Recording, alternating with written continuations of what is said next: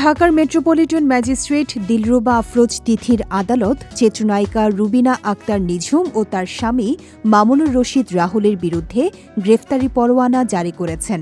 অভিযোগ করা হয়েছে অপরাধমূলক বিশ্বাসভঙ্গ এবং প্রতারণার জন্য। আদালতের এই আদেশ ১৯ ফেব্রুয়ারি শুনানির পর কার্যকর করা হয়।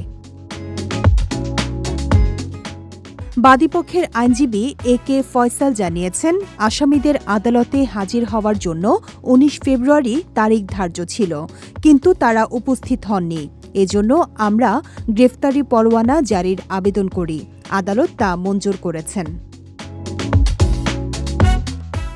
মামলাটি দায়ের করেছিলেন সুরভি বেগম। অভিযোগ অনুযায়ী নিঝুম ও রাহুলের সঙ্গে সুরভির পূর্ব পরিচিতি এবং আস্থার সম্পর্ক ছিল। ২০২০ সালের ১ অক্টোবর তারা সুরভির কাছ থেকে ধার হিসেবে ১২.৫ লাখ টাকা গ্রহণ করেন। চুক্তি অনুযায়ী ২ মাসের মধ্যে টাকা ফেরত দেওয়ার শর্ত ছিল। চুক্তিতে লেখা ছিল, রাহুল টাকা ফেরত না দিলে বা মারা গেলে তার ভাই নান্ন টাকা ফেরত দিবেন।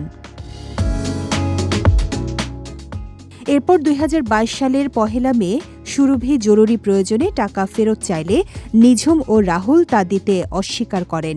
অভিযোগে বলা হয়েছে, ২২ সেপ্টেম্বর সুরভি নিঝুম ও রাহুলের বনশ্রীর বাসায় গিয়ে টাকা ফেরত চাইলে তারা তাকে প্রাণে মেরে ফেলার হুমকি দেন। মামলায় আরও আসামি রয়েছেন রাহুলের ভাই নান্ন মিয়া এবং বোন মহিমা বেবি।